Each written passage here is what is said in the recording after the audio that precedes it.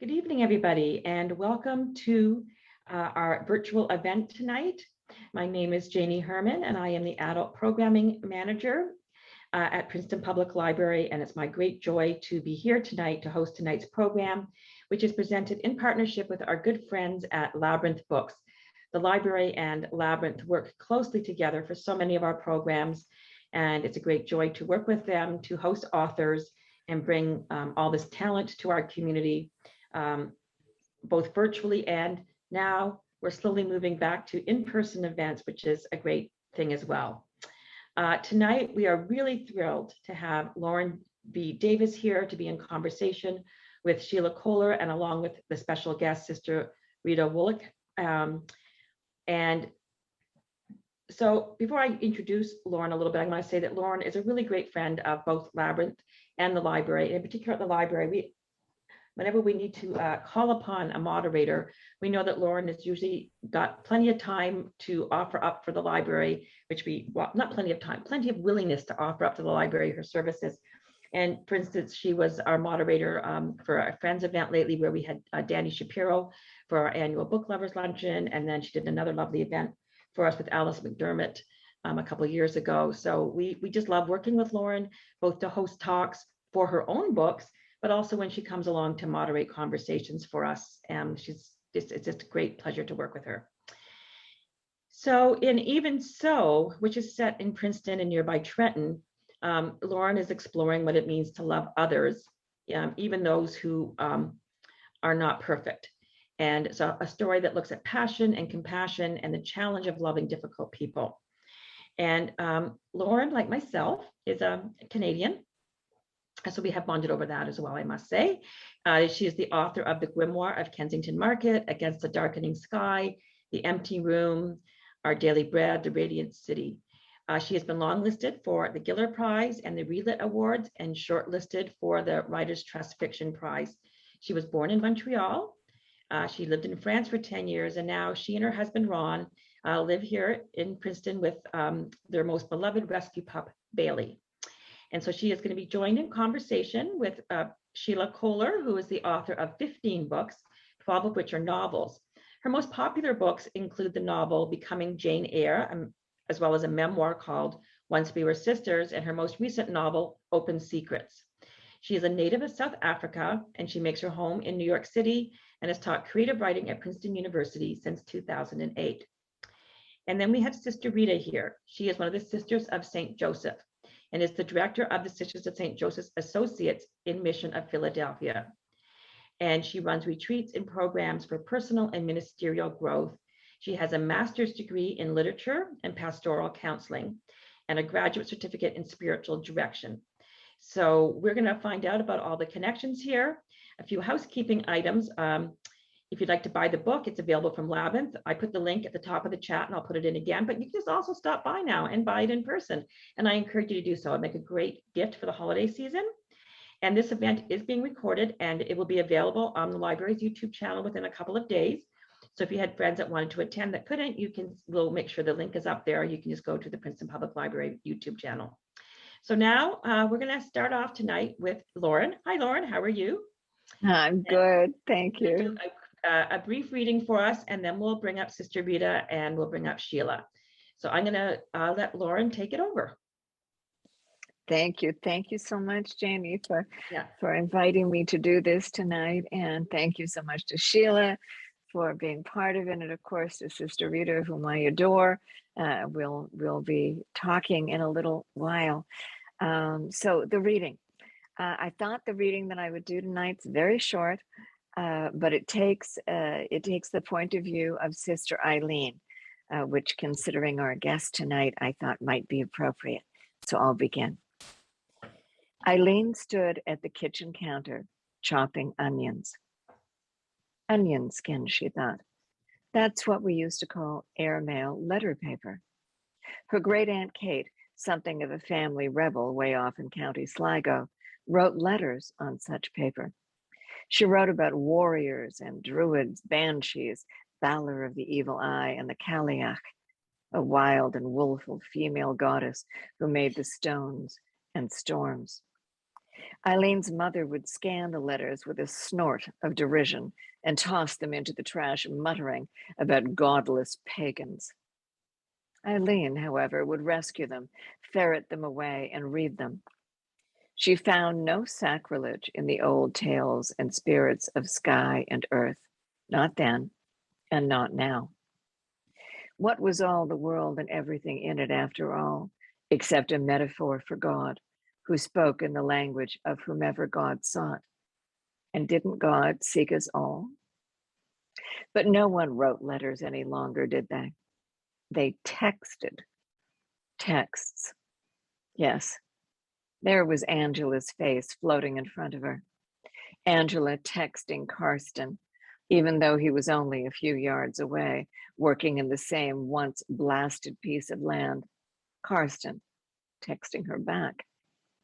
And then the smile, the giggle, and the blush. Angela. There was a force of nature. Eileen scraped the onions into the pot with a dab of olive oil and set to chopping the carrots and celery.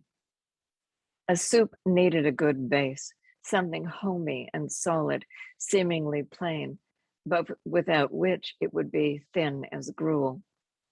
Cooking was so simple and such a prayer. She stirred the soup clockwise, for that brought good things. And she prayed, for that put God into the food. A little bit of kitchen witchery there. Keeping Angela in mind, she stirred and prayed that God's plan for the good of all might be made reality. And sure, God was even listening. How long had it been since she'd felt the actual presence? Months? Certainly. Years? Yes. Now all she felt was the terrible, agonizing silence. A woman could let tears drop into the soup to salt it, but that would bring sorrow to those who ate it, wouldn't it? She felt a pang of guilt for introducing Angela and Karsten, and sent that, along with a pinch of salt, into the soup, and so to God. Guilt was not useful. It was too self-absorbed. Well, whatever happened now was in the hands of the God she trusted. Even now, even so.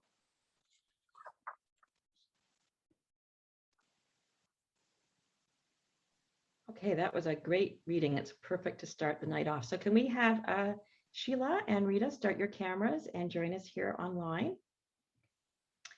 And this is going to be an interview with Sheila being the interviewer and Sister Rita and Lauren in discussion. So I'm going to make myself go into the background and let you three take it away. Thank you. Thank you. Thank you so much, first of all, for inviting me to join you this evening. Such an interesting book and just such an interesting topic.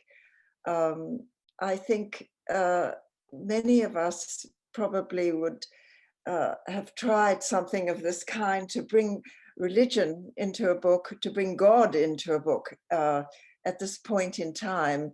And how do you do that and keep the interest of the reader? And I think this book does both those things. It's wonderfully suspenseful. We want to turn the pages and find out what will happen to both these characters.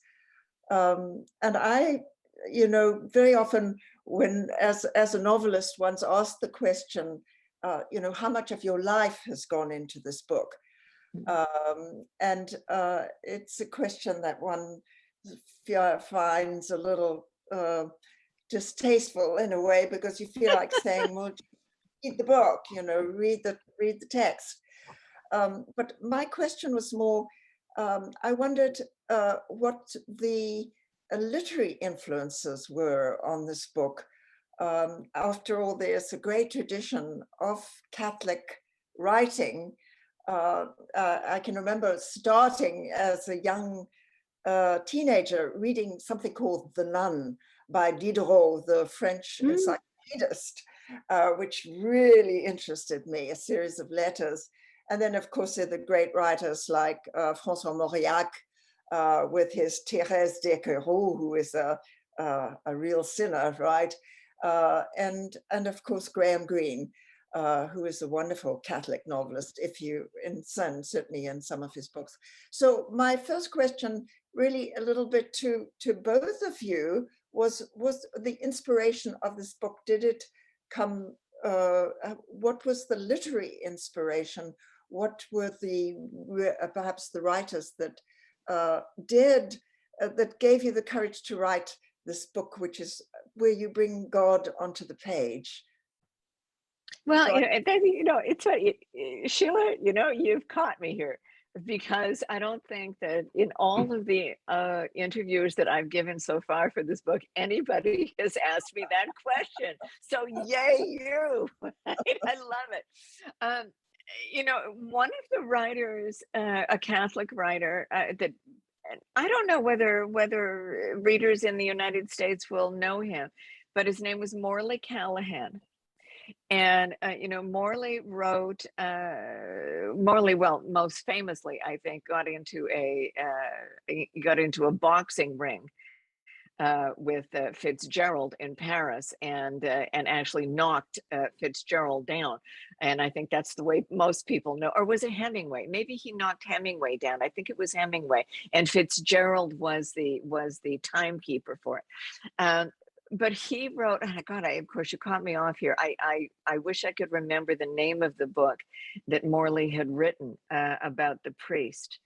I can't. I'll have to put it up in the notes later. But that one really touched me, because it was one of the first books I read that talked about a priest as a human being, flawed, in pain, in anguish, as a full human being. And then, one of the first books that as a young person really made me want to be a writer was James Agee's book, Let Us Now Praise Famous Men. And I don't know whether Agee was a Catholic or not, but certainly he was a deeply spiritual writer, by which I mean he was trying to use every word he had in his lexicon to bring the reader to a sense of compassion, to a sense of relationship with the other in his book, Let Us Now Praise Famous Men. So I'm not sure it was Catholic writers so much as writers who made us want to understand the other, who made us want to be part of that relationship, not to consider the other as the other, but to consider the other as part of our own selves. And I don't know whether that has a religious label on it. I don't know whether it means Catholic or not, or whether it simply means human in the deepest sense of that word. Does that make sense, Sheila? Yes, absolutely. And I wanted to ask Sister Rita the same question, actually.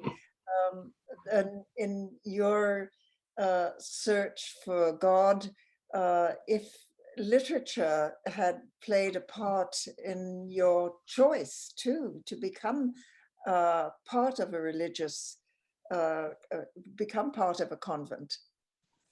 I had a marvelous education in high school with brilliant women who had us reading everything and anything. I was reading Dostoevsky and Anna Karenina when I was 15. I should just say, I think that Sister Rita is far better read than I am. No, and so I was an English major. I came, I think, to religion through that, as well as through the impact of the sisters who taught me, who had a passion for good literature, good writing, for high standards, and for challenging me, and loving God to boot. Yes, yes. Oh, that's wonderful. Because I'm sort of fascinated in this book by the force of your the religious impulse that seems to come across to me anyway in the book, and your ability, Lauren, to create these complex characters who sort of, where one does find, you're talking about the other, where you find part of yourself on the page.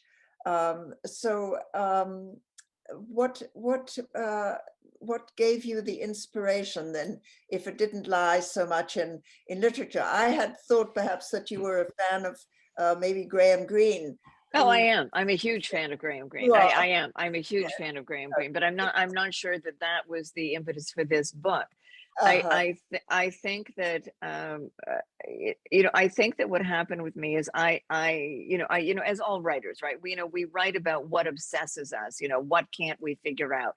What's rolling around in our minds that just bug us day after day after day. And one of the things that bothered me was this balance between passion and compassion. How do we lead passionate lives, but that are also, grounded in compassion? And how do we, how do we feel ourselves to be connected to the other when in fact we're so often unconnected these days? What makes someone the other? Who is in my, my community? And that doesn't necessarily mean, who is the other in terms of nationality, although it can mean, but it can also mean, racially, and in our community, and down the street, and in our families. What makes us decide that person is outside? It's very easy, I think, to care about people who either do good things or who are harmed in one way or another. The victim archetype. It's very easy to care for and love that kind of person, right? Well, that person's been harmed, they're a victim, bad things have happened, so I will care for them. But what do we do about the person who creates harm? And not necessarily because they're evil, or because they're malevolent in some way, but what about the people who are just careless, reckless, careless in that sort of Great Gatsby sort of way, right? They're careless people, and they don't mean to do harm, but they just want what they want in front of all else, and they run through the world, leaving wreckage in their wake. Aren't we still obliged to care about them because they are still part of our world? And it was a number of years ago when Sister Rita and I first came into contact with each other, when I was going through a dreadful time. I had been dumped by my publisher.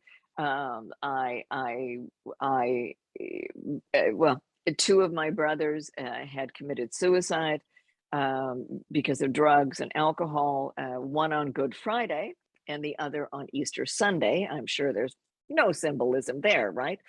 And I was really at the bottom of the barrel emotionally. And a friend of mine said, well, you should go and talk to Sister Rita.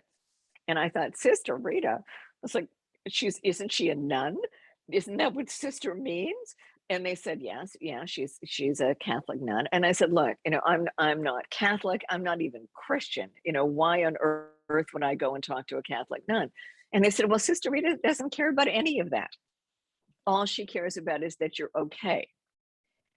And quite frankly, in desperation, I went to see Sister Rita because I wasn't sure that I was going to be able to find my way. And Sister Rita was there for me, by which I mean she held space for me exactly where I was. She wasn't trying to make me be different than I was. She wasn't trying to lead me into any place that I was uncomfortable going. What Sister Rita said to me was, let's see where you are, and let's see what the invitation is for you in terms of the sacred. And I had never had anyone in my entire life say that to me, make me feel that it was possible, that there was a place for me precisely and exactly as I was, flawed, miserable, cantankerous, irritable, imperfect as I was.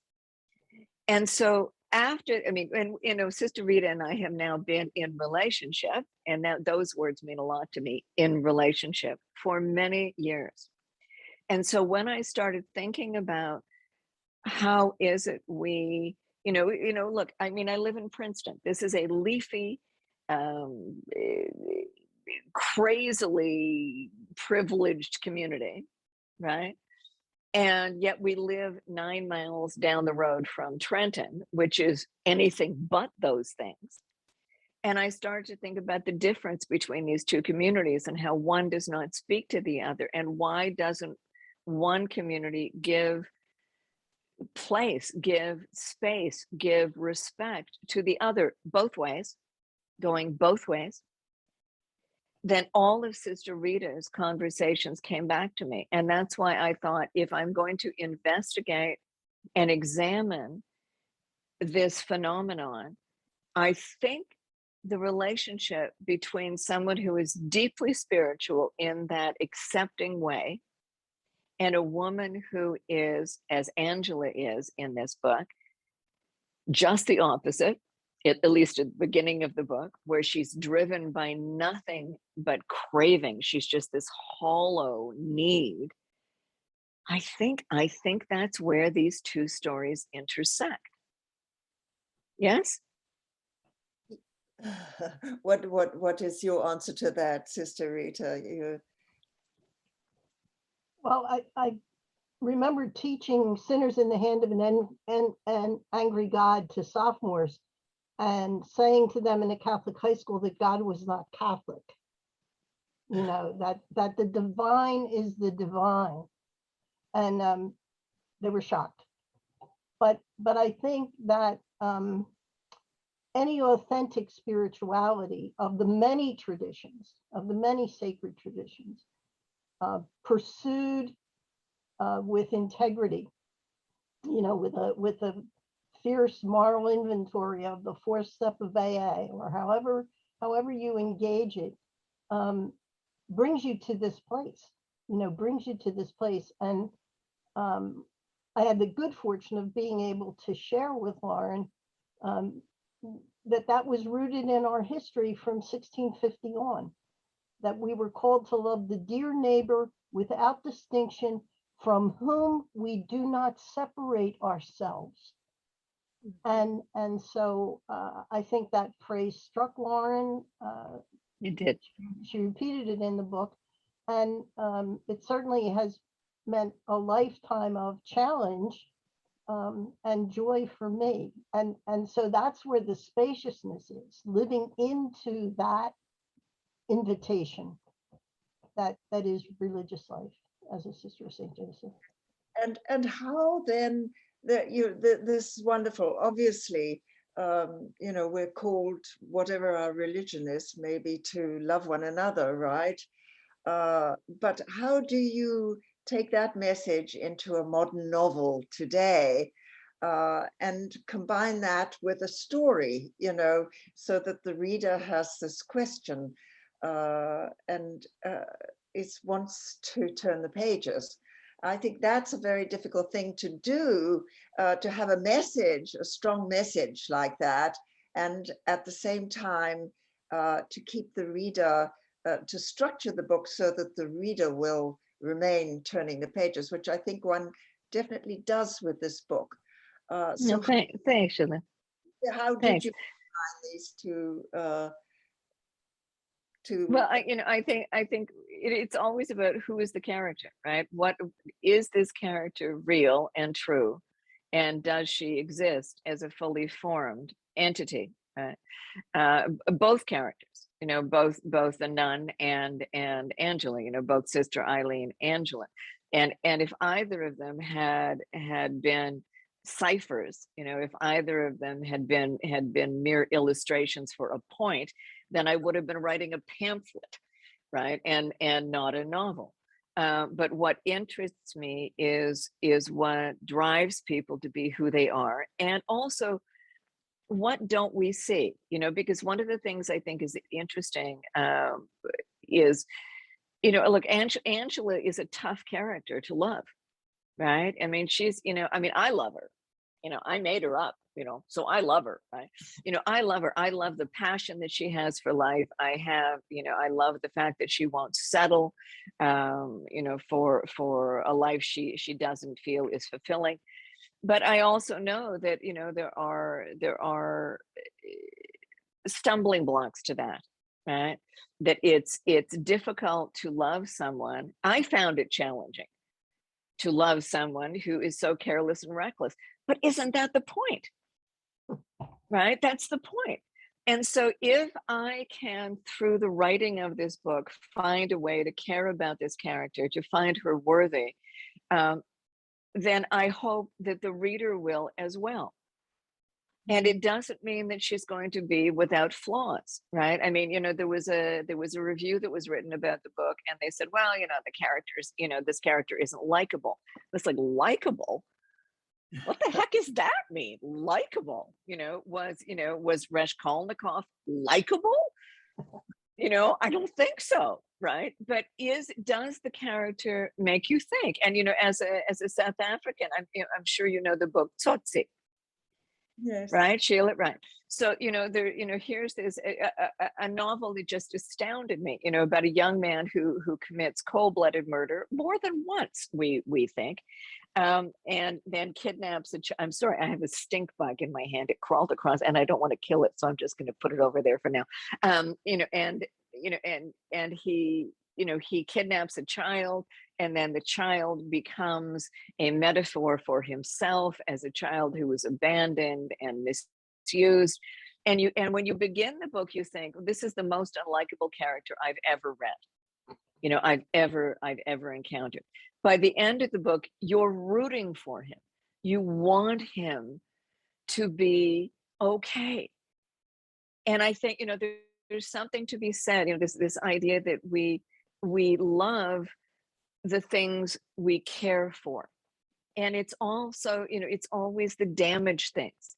You know, it's the broken winged bird. It's, you know, it's the, you know, the dog that's hit by the car. You know, it's the damaged things we care for.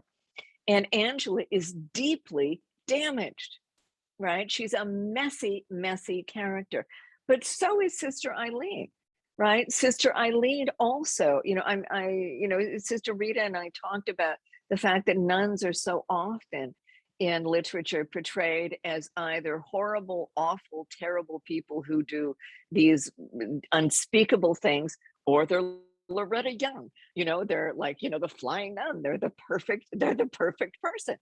And why aren't they allowed to be humans as well? Messy and broken and harmed and in pain. And so it was only this idea that both of them might be damaged and harmed and in pain that allowed for the relationship to grow. And I think that's true for every character in the book. Every single character in the book is both wonderful and awful. And if that's not what life is, I don't know, it's not the life I've experienced. And listen, I'm not good at loving difficult people. I've had some really difficult people in my life. And let's be clear, I also think I've been a really difficult person in my life to other people. So I'm challenged on all levels of this. And that's what made writing the book for me possible, is that there was not a character in the book I could not inhabit as myself. Yes, and certainly one has that, reading it, one has that feeling, I think, because one is able to identify anyway to some extent with each one of those characters. And I particularly loved your beginning, I must say, which was not, perhaps did not make your main character, Angela, particularly likable. it was certainly something that I'm sure everybody was able to connect with, you know, when she's looking at this very unattractive, I must say the husband is always portrayed as extremely well, I kind of, the husband Philip, in the opening of the book, there he is with his big belly on the, on the side of the counter and going, hey baby, want to get it on, right? And she immediately thinks, what is it about men? Women have to be svelte and beautiful all the time, and men are like overweight and they don't care, and it's like they still think they're sexy, right? I love Philip. I love Philip because I think Philip's not a bad guy, right? Philip is, Philip has provided for his family. He loves his wife. He loves his son. He's doing a good job within the parameters of his understanding, right? And it, yes, I mean, she may look at him as this now horrible figure. She didn't always think that way about him, right? She thought at a certain point he was a pretty good guy, pretty good way into a life she was hoping to have. It's not Philip's fault he is who he is. Philip's just who he is, right? Big belly, and I have to say that I have a certain admiration for men who just feel so beautifully at home in their bodies. And I wish women felt exactly the same. Yes, certainly.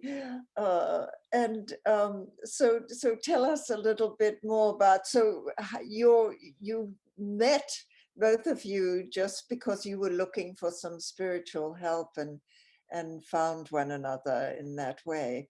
And both your characters there are looking, and I think that's probably why one keeps turning the pages, that they are searching for something, right?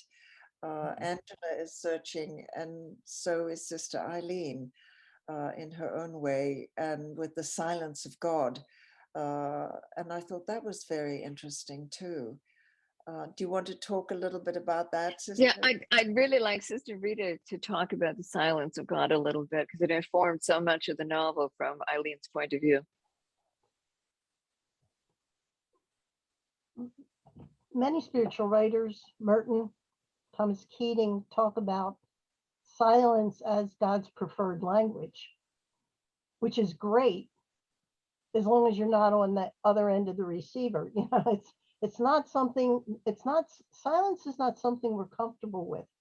I had my own battles with silence because that was what was used to punish me. That silence was, you were in trouble. So when God was silent, I always thought I was in trouble. And you know what God did? God kept being silent until I learned there was a different kind of silence, because God didn't want me limited. So I think many of us make a journey through silence and through the silence of God, where things are at deeper work in us. The other thing is silence. As we humanly live, we build up a certain layers of protection. Mm-hmm. And 8 days of silence will crack those. Will crack through that armor. And when it cracks through, everything comes up. So we say that, for instance, an 8-day silent retreat is worth 2 years of psychotherapy. Seriously. Because it opens the heart, and it's one of the places where we can learn to create silence for Lauren to tell me her story, trusting that what comes up will be able to be nourishing for her in a way she didn't imagine. So Eileen's, but there's the human aspect of wanting comfort. And Eileen gets it in various ways. She gets it through the soup. She gets it through the softness she feels toward Angela at certain parts, even though at other parts she'd like to wring her neck. So that encounter, Didn't we all? I know, but there's that encounter. But also Sister Philida, right? Her right, own exactly. spiritual director. Yeah. Right. who creates a silent space for Eileen. And what comes up in the silence, if you notice, is, and it's interesting because it happens when Angela goes to the beach at the end. What comes up in the silence are memories, but the memories shift. The memories take on new meaning. The memories open new doors. And that's what happens for Angela when she goes to the silence of the beach. Her mother, with whom she had a contentious relationship, comes as a wisdom figure. The story comes up in her. You know, so I've become a fan of silence. I love it when people know more about my book than I do. And seriously, it's like when they find things in the book that I didn't find. You know, I was doing an interview in Canada the other day, and somebody talked about, you know, well, there's that moment when Sister Angela shows up at the soup kitchen, but she's late because of a car accident. And of course, that's foreshadowing.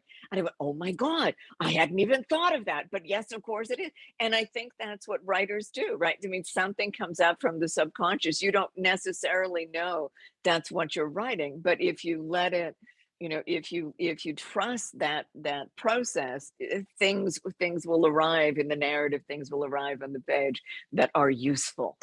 That's why really writers are sometimes not the best critic of their own. Well, exactly. Thanks for being here, Sister Rita.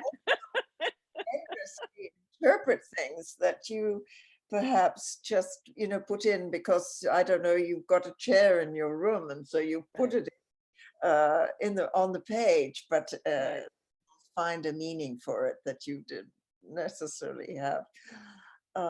So I don't know, what do we open this now to questions perhaps from the audience, or I think, let's see what we've got here. They're quite, I don't know how to do the chat. Oh, the chat's down the side. Yeah. Well, there's chat and then there's questions and answers. Question for Laura. Hang on a second. Let me put my camera on. Yeah, I'll be happy to come on and moderate the questions if you like. Hang on a second. Thank you. Here we go. I have to start my video. There we go. Hi, everybody again. I think I'm unmuted. Sorry about that. Okay, so yeah, we have quite a few questions coming in, and this has been a lovely conversation so far, and so fascinating. And we have quite a few for Sister Rita, and but let's start with this one from Bev Greenberg, who wants to know if you were at all concerned, Lauren, about using Princeton, where you live, as one of your settings, and even so, and why or why not. And you know, let's face it, Princeton is a great place to live. We've all lived and worked here for a long time, probably most of us here. But, you know, the differences between that and Trenton is distinct, and that's part of what the book does. So were you concerned about using Princeton? Yeah, thanks, Bev, for that question. No, I was not concerned about it. I am now. No, I'm kidding. No, I think, you know, look, when Ron and I were, my husband Ron and I were looking for a place to live, you know, we looked all up and down the northern seaboard here to try and find a place. And Princeton was, you know, without a doubt, when we drove in, that was the place I wanted to live. You know, it had a town center. It's, you know, it's an amazing place and all of that.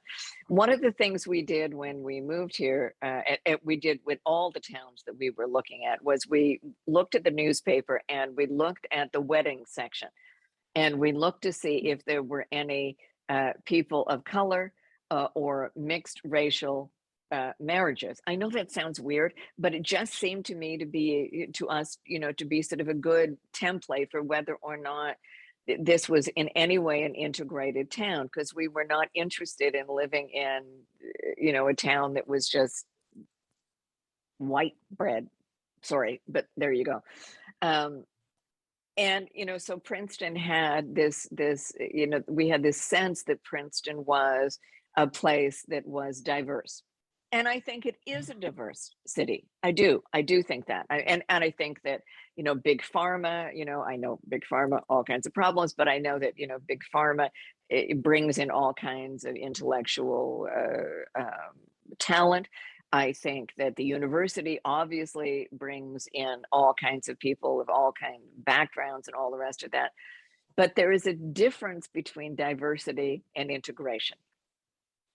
And I will say that I am disappointed that Princeton is not more integrated. It's just not as integrated as I hoped it would be.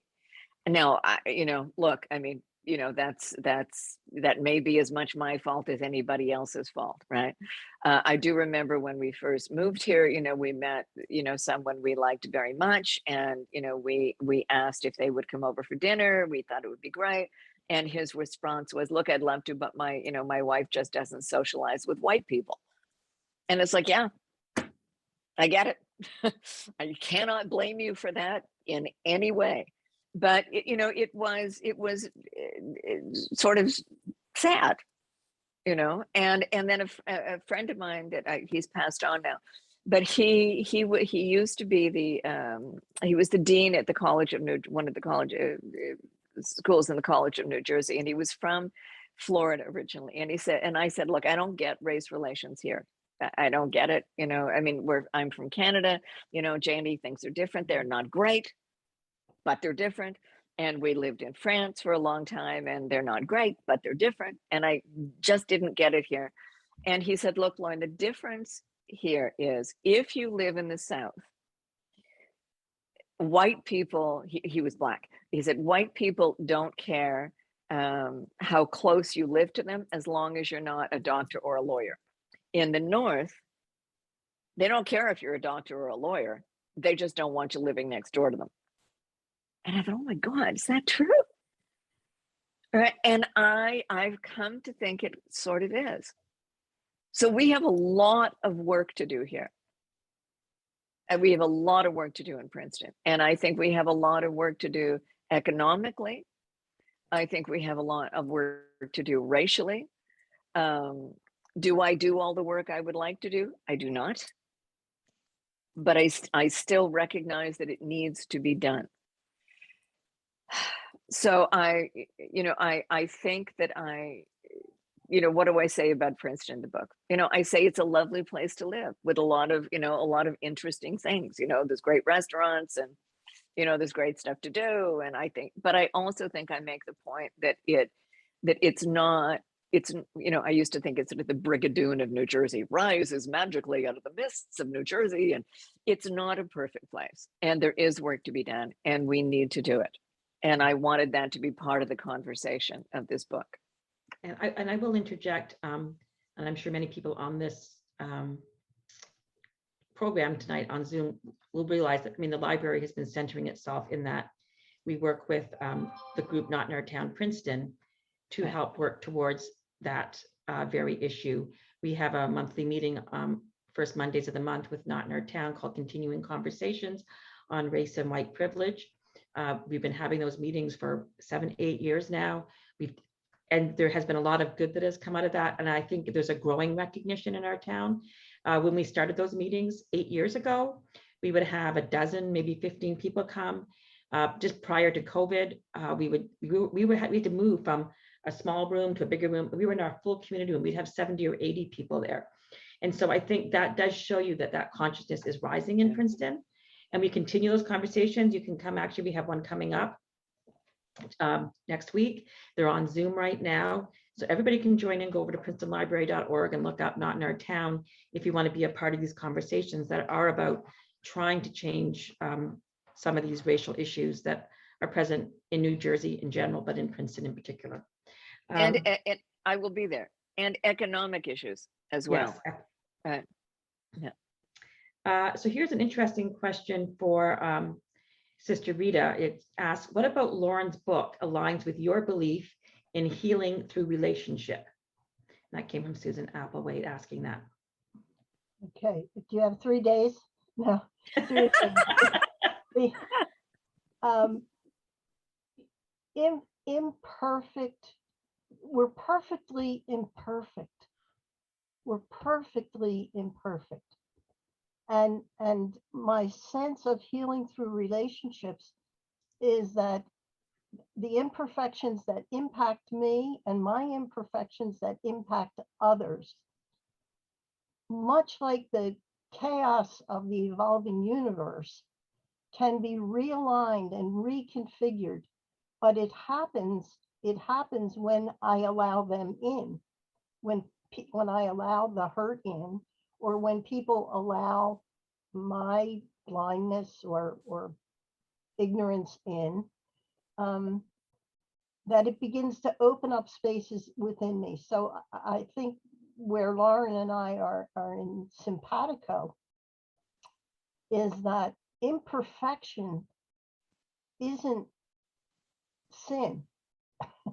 You know, that it doesn't have to be destructive, but if we engage it, it can be an avenue for personal healing and for healing with the Hebrew tradition, tikkun olam, the mending of the world. So I think that's all I want to say. I would say 7 other chapters about that, but that's enough. Okay, that was great. And we have a question coming in from somebody in Toronto. Andrew Shaughnessy wants to know, for you, Lauren, did your characters, Angela and Eileen, enter the drafting process as fully formed characters, or did they come to you through the drafting of the novel? And if so, how did those characters change and grow as you were drafting? Yeah, I should also say Andrew Shaughnessy is a terrific writer, so you should look him up. Thank you, Andrew, for the question. Did they show up fully formed? I don't think so. I don't think any character ever shows up fully formed.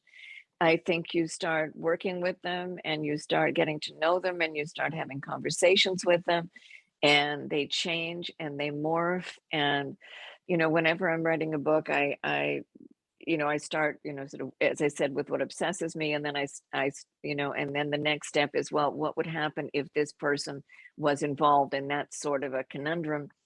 And then I start writing about them. And then I decide round about page 50 that it's all nonsense and I should stop writing and never continue this again, because it's quite clear I'm not a writer and my career will be over. But then I keep going, and round about page 100, an ending sort of shows up in my head, and I start arcing toward that, at least the emotional resonance of that. And as I do all of these things, my characters start taking on more and more personality and more form. I am, I must admit, a pantser. I don't, by which I mean I fly by the seat of my pants on these things. I don't storyboard. I know Joyce Carol Oates has said that no, what is it? What did she say? No real writer ever begins without knowing the end. I guess I'm not a real writer. I got no clue when I start. But at a certain point, I do think I understand where I'm going. But I'm more of the Margaret Atwood school that says, if I know what's going to happen in the next scene, I'm just going to be bored. So if I'm going to be working on a book for 4, 5, 6 years, I want to be interested in I want to be surprised. And so I want my characters to surprise me, because if they don't surprise me, they're not going to surprise you, the reader. And so, no, the characters don't show up fully formed. It's the process of writing that through which I get to know them. We have a comment in the chat from Heidi von Pulask saying, hey, I'm not a writer either then. Storyboards, fee on the storyboards. Well, Heidi von Pulask is a very good writer. Yeah, yes. 2 Queens and a One-Eyed Jack is her novel, which is very, very good. And yes, please read that as well. Yeah, the whole plotter versus pantser thing I find kind of interesting whenever authors bring it up. Some people are plotters and some people go by the seat of their pants. Neither answer is correct. I don't think it's just what you do. It's just the way you work. Sheila, do you plot your stories out in advance, or do your characters just come to you?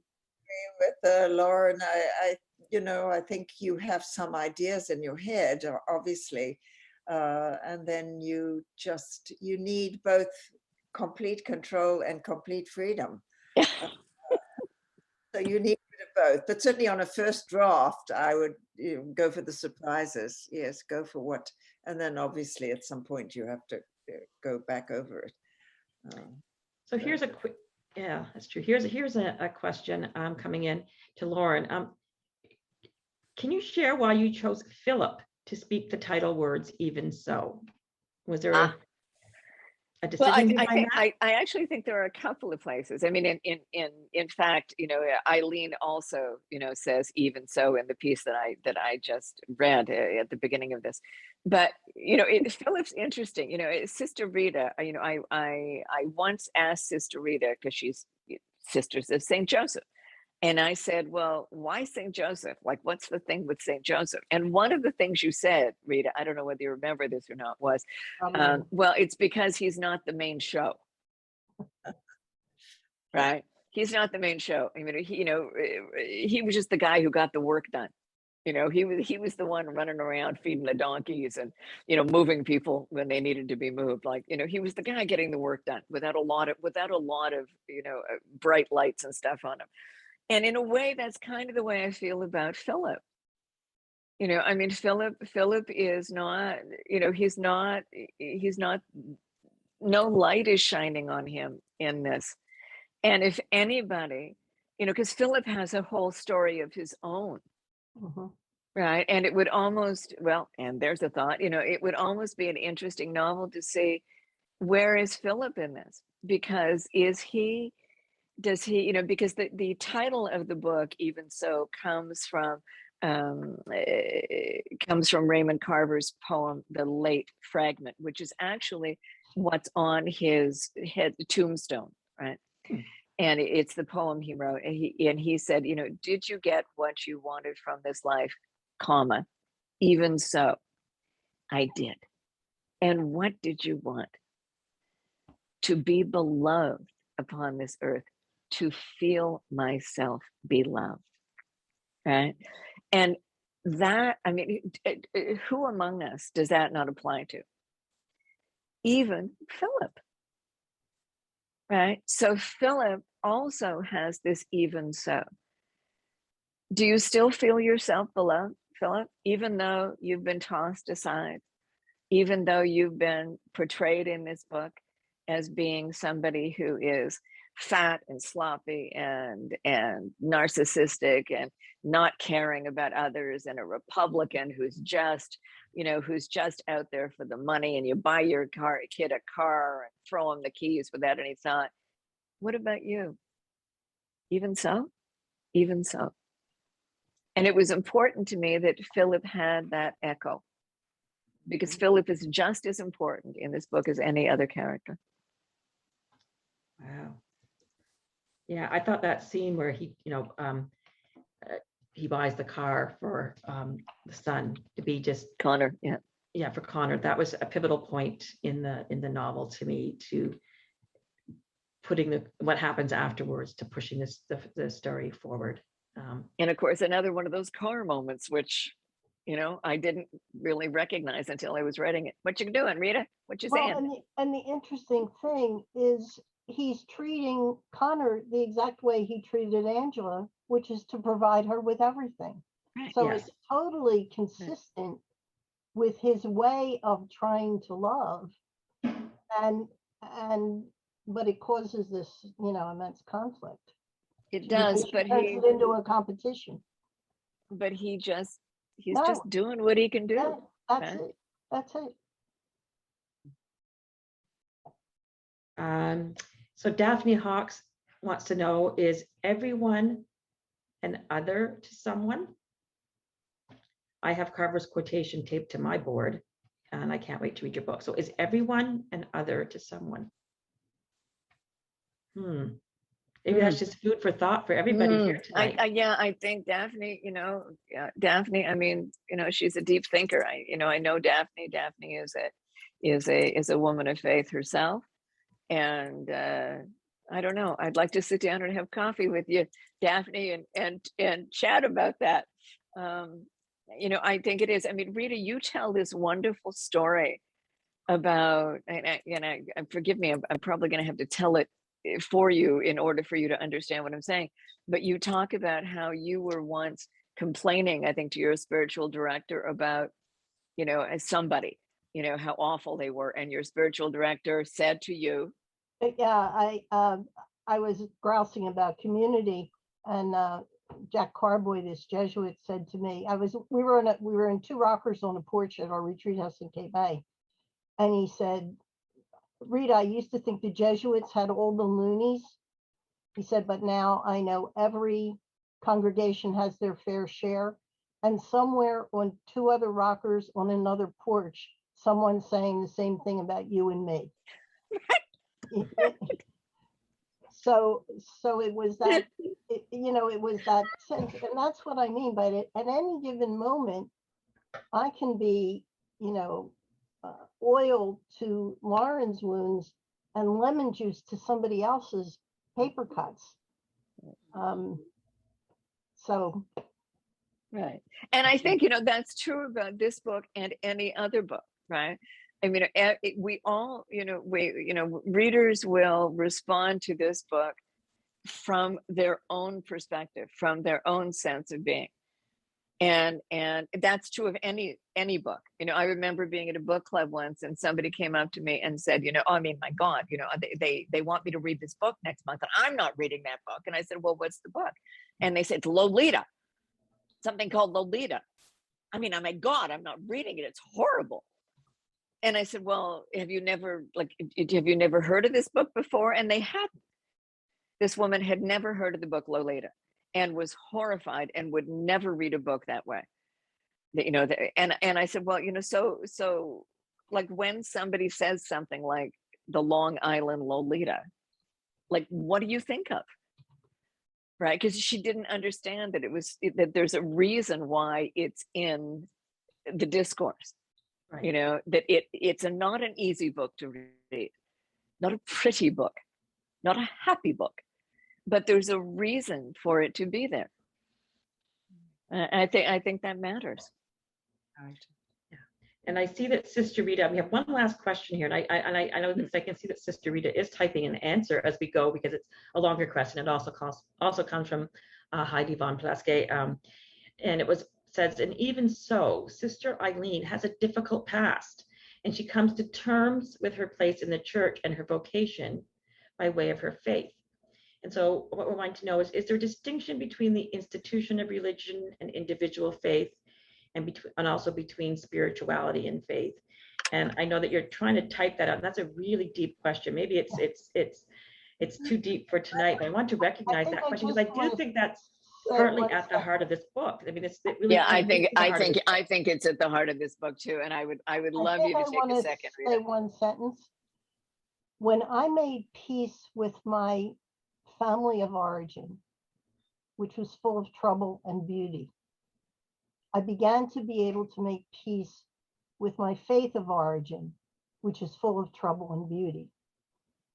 So the institution, the very institution that harmed Eileen, also resourced her with strengths to navigate that harm. So I would say to Heidi, I'd love to have a conversation about this, or with anybody who wants to have a conversation about this, the institution and the relationship, because it's not an either or, it's a both and. It's a both and. The institution in its imperfection and the individual navigation of grace that is never absent from or confined to the institution. Thank you. But can I just also say something, Rita? I hope you don't mind me saying this, but I remember, you and I having a conversation about, given what had happened to you in your past, and given the abuses within the church, I asked you, given all of that, why Catholicism? Why have you chosen this life? And you said to me, and I quote, because those bastards are not taking my faith from me. Yes, that's in the book. That's in the book, right? That's right. That's in the book. And that meant so much to me because it without there being, a lot of sort of theological language about it, this was about one human being saying, I will be faithful in spite of, even so, right? In spite of what has happened to me, that this one has nothing to do with the other. And that meant an awful lot to me in terms of my own faith, which, as you know, I mean, I'm not a Catholic, but it had very much to do with my own relationship to God, that even so moment. And I thank you for it. This has just been wonderful. I have a feeling that we could be on here for much longer, talking about this. It's such a deep book, but it's still very, story driven in so many ways. You just want to keep turning the pages, and I think it's a really important book, Lauren. And I thought until I read this book that you weren't going to outdo me with the Grimoire of Kensington Market being my favorite read of all of yours. I thought, well, she's never going to outdo this, so I might as well stop reading. No, I'm teasing. But I'm going to say that even so matches what my experience of reading. They're such different books, entirely different. Very different, yeah. But very different. Grimoire of Kensington Market really struck me in so many ways, and this book did as well. So thank you for working on this and writing this. And thank you, Sister Rita, for being there for Lauren and helping inspire her to this and working with this. I can see so much from this conversation how that was inspired. And Sheila, thank you for coming on tonight to be our moderator. Sheila, are you working on another novel now? I am. I'm always working on another novel. Sometimes they fly and sometimes they don't. Yes. So. Okay, because we had you on recently with your latest novel, and so we will look forward to you having another novel out into the world soon, Sheila. And we will look forward to. Lauren, are you starting on a new novel, or are you still like in decompressed mode? No, I think I got a thing. I think I got something happening. Okay, you got. I will say no more than that, but I think something's going on. Sure. It means, yeah. And thank you so much, Sheila, for taking the time tonight. Janie, always a pleasure. Thank you so much, Rita. You know I love you. And thank you to Dorothea at Labyrinth. And again, please visit Labyrinth Books. There are copies. I went and bought my copy, and this will be making its way north to Canada to my family to read now that I'm And back. I just have to say, is that not the best cover? Can you hold it up again? Because my God, Dundurn did such a beautiful job with that cover. I just love the cover so much. Shout out to Dundurn for that cover. Beautiful cover. And yeah, and I am so glad that we made time for this conversation. I'm on the road, as you can tell. I'm in a hotel room, but I just wanted to be here for this event, even though I had to be traveling. And so thank you very much. I'll give a big thank you in the comments to Lauren and Sister Rita and Sheila for being here tonight. I feel like I'm talking to three best friends, and it's just wonderful. And this will be going up on the library's YouTube channel, as I said. So at this point, I think we're going to say goodnight. And good night. Bye, everybody. Bye, everybody. Thank you. Thank you. Thank you.